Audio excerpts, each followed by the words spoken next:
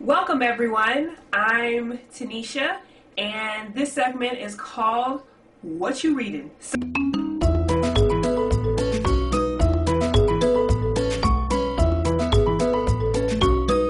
I am really excited for this segment. Thank you so much for joining me in this segment that I'm going to be talking about today. So if you're not familiar, this segment is focused completely on books because I love books. As you can see in my background here, I am passionate about books. I get excited about books. So this segment is all about books.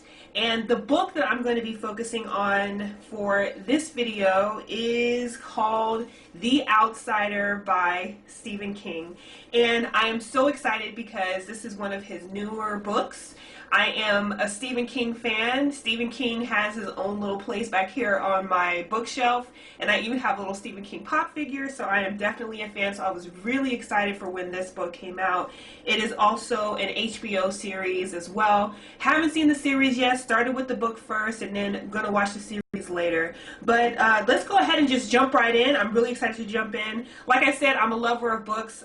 Years ago, I remember being at our little Comic-Con here, and I actually bought this little piece right here, which is actually, it used to be a book from the series Buffy the Vampire Slayer, and it has some pages from the book, but it also has little pages for notes. So that's what I'm going to be using for notes for my series. So for The Outsider, let's go ahead. We're going to talk about some key areas. The first key area I'm going to talk about is the plot. Then I'm going to talk about the characters. Then I'm going to talk about some memorable moments. No spoilers, so this video is a non-spoiler. And then just kind of my overall rating for the book. So first, let's start with the overview or the plot of the book. As you can see, there was quite a bit that was going on in this book. I have like several tabs here with this. But with the overall plot of the book, it takes place in Flint City, Oklahoma. And in Flint City, Oklahoma, there is this horrific, horrible, awful crime that is committed in this small town, this small town. And unfortunately, it's the murder of an 11-year-old boy by the name of Frankie Peterson. And the person who is the accused is an individual by the name of Terry Maitland. And Terry Maitland is someone that everyone really knows in the town. He's mostly known as being the Little League coach as far as teaching the little itty bitties how to play baseball. So he is the person who is accused. And the person who is investigating this case is Detective Ralph Anderson, and he is the one who's investigating everything that's going on. And everyone's trying to figure out, right, who committed this crime, this horrible, awful crime. And that's really the premise of the book. But of course it's Stephen King. So since it's Stephen King, right, we have like two genres kind of going on in the book. You have this piece where it focuses on the mystery piece of it, and then you also have this piece which is actually the supernatural.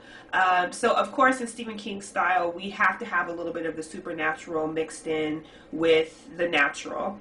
So this whole book is really focused on this premise of this crime and really who did the crime. And it's really interesting because you're focusing on the facts. You're focusing on the evidence. And when it comes to cases, that's what you're focusing on, the facts, the evidence, and what can be explained.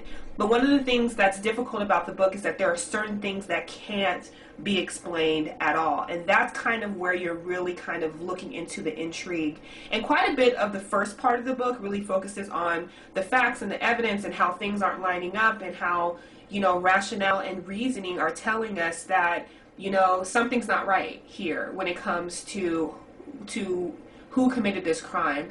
So, but we do know that Terry Maitland is the person who is the accused. He's the main person. He is the person who is taken into custody for the murder.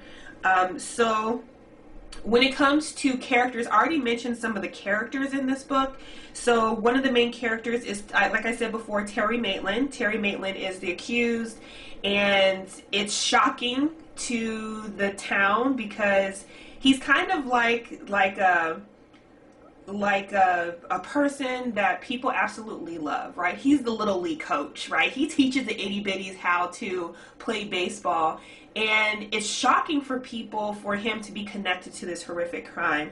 So there's Terry Maitland. I also mentioned Ralph Anderson, who is the detective. He's kind of an older man who is all about the facts, is all about the evidence, and the facts and the evidence to him points to Terry Maitland. But he starts questioning things because things aren't really adding up. Like, for example, one of the things that happens in an investigation is like the timestamp and the timeline. And when it comes to the timestamp and the timeline of when the crime happened, it doesn't really make any sense because of where Terry Maitland apparently was during everything that went on. So, like, for example, Terry Maitland has a very strong alibi for why he didn't commit the crime. So with that alibi, it really kind of really brings things into question. And if you're wondering why I'm not being very specific, I don't want to spoil anything because I'm trying to make this a non-spoiler video. But with this non-spoiler, and I'm trying to make sure that I choose my words wisely as well because I don't want to ruin anything for you in the book. So the other characters are Bill Samuels, who's the district attorney. So Ralph Anderson, the detective, and Bill Samuels, the district attorney, are the ones who are like, arrest him, he did it, let's go. And then we have Howie Gold. Howie Gold is actually Terry Maitland's attorney because obviously if you're going to be arrested, you need an attorney for the situation, especially if you're claiming that you're innocent, right? So Howie Gold is Terry's attorney. And then another character who was actually a key player who actually came in kind of really in the last third of the book is a private investigator by the name of Holly Gibney, because Holly Gibney was hired to kind of look in depth at this case. And she was the one who really were looking at the pieces to kind of hopefully come up with some answers that they were not coming up with in Flint City, Oklahoma. So out of all of the characters, I would have to say my absolute favorite has to be Holly Gibney. Oh my gosh. I am such a fan of Holly Gibney. She is my shero. She is a certified G. She is absolutely amazing. And I know I'm a little bit biased because there are some aspects of her that really, really resonate with me, and I think would resonate with many people. Like, for example, she has a love of pancakes. Like, who doesn't have a love of pancakes? There's a scene where she's sitting at the IHOP and she's like, oh my gosh, I love pancakes. And I love coffee. Like, who doesn't love that type of thing? And hash browns. And not just like regular hash browns, but crispy hash browns. That's very important, especially to me. So she's into pancakes. She doesn't like being late. She doesn't like driving over the speed limit. Like, all of these little things. The best way that she was described, the way that she's been described in the book is that she's eccentric and also obsessive compulsive. So she's a little bit obsessive compulsive, like, about her job, and she's great at her job. She's great at what she does. Oh my gosh. Just her know-how, her knowledge, her intuition, her ability to put together the pieces where no one else could put the pieces together was just amazing. And her role was really significant in the book. And I'm not going to ruin it at all. I don't want to ruin anything for anyone. But she's eccentric and obsessive compulsive. So she has this side of her where she's all business and she's great at what she does. And then there's a little bit of eccentricity there. Like, for example, one of the kind of things about her that Stephen King kind of writes into the story is her love for movies. Like, she just has this love for movies. So she's like, the best way I would describe her is that she's a little bit of a movie nerd, which I can relate to because I am a little bit of a book nerd. So I was really a fan of that. So she also had some great lines. Like, one of the lines that she says is, "Tragedy is contagious." So, which I really, really like, because it's this concept that when tragedy happens, there is a domino effect. So, for example, when the murder happened in Flint City, Oklahoma, there was actually a domino effect that happened in the story. So the murder wasn't just one thing that happened in one space. It actually kind of bled into other areas as well, and it impacted people in different ways. It impacted Ralph Anderson in a specific way, Howie Gold, the attorney, in a certain way. It seemed like every person, every character that was really mentioned in this book, even though they weren't the person who committed the crime that was committed within the city was actually something that really bled into other places, which I think is very honest and realistic of kind of really how things happen, especially in today's society. When tragedy happens, when something sad and awful happens, whether it's a town, a city, as a nation, it impacts everyone in some type of way. So I thought that was really interesting when Holly Gibney's character said tragedy is contagious. She also said sorrow is catching and so is anger, which is so true, right? When people are sad and grieving, or when people are angry, and it really kind of shows itself in different ways. For example, the family who lost their son in this horrific crime, they are significantly impacted in this story in a way that I didn't necessarily expect, but you could feel their sorrow, you could feel their grief, and you could feel their anger. And it's really interesting because of the fact that each family member responds to the crime in different ways. There's the mom, there's the dad, and then there's the son in the Peterson family. So that was really interesting because I saw that reflected, the line sorrow is catching and so is anger, reflected in the Peterson family when they were dealing with the loss and the grief of their younger son. And another line that I really like that Holly Gibney said is that there is also a force for good in this world. That's something else that I believe. It's kind of how she says that to herself so that she can kind of keep herself from going crazy. And I really like that line because it's really hopeful. And considering everything that they go through in this story, how the story starts, the middle, the end, it's really hopeful because they really go through it, I feel like, in this story. The drama, the sorrow, the anger, everything in this book really, really, really shows that is really a hopeful statement for Holly Gibney, because if anything, they really, really, really, really go through some things. I don't really want to ruin it for you because I want you to experience that path on yourself. And so now I'm done talking about the characters. I'm done gushing about Holly Gibney because I love Holly Gibney. Oh my gosh. Like, honestly, if there was a show about Holly Gibney or a book about Holly Gibney, I'd be all over it, honestly. If they did a side series with her, I would totally be into it. But anyway, enough about Holly Gibney. You're probably tired of me talking about Holly Gibney. Let's talk a little bit about some memorable moments. Once again, I'm going to see if I can hit some of the key moments that I felt like happened in the book.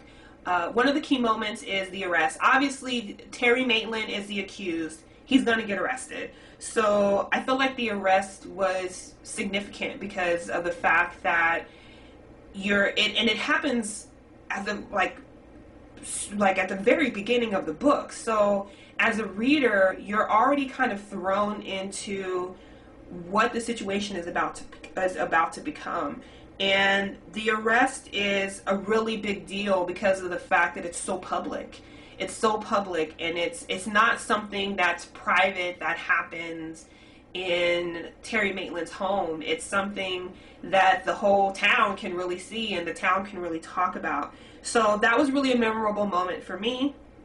Another memorable moment was really the description of the crime scene. When I say that it was absolutely horrific, it was absolutely horrific. So if you read this book, reading that part of the book might be a little bit difficult and maybe extremely uncomfortable, but it's real. The crime scene itself is really a driving factor for kind of what Holly Gibney says, which is, you know, tragedy is contagious. So this crime has to truly be tragic, because it's going to be a domino effect for the rest of the events that happen in the book.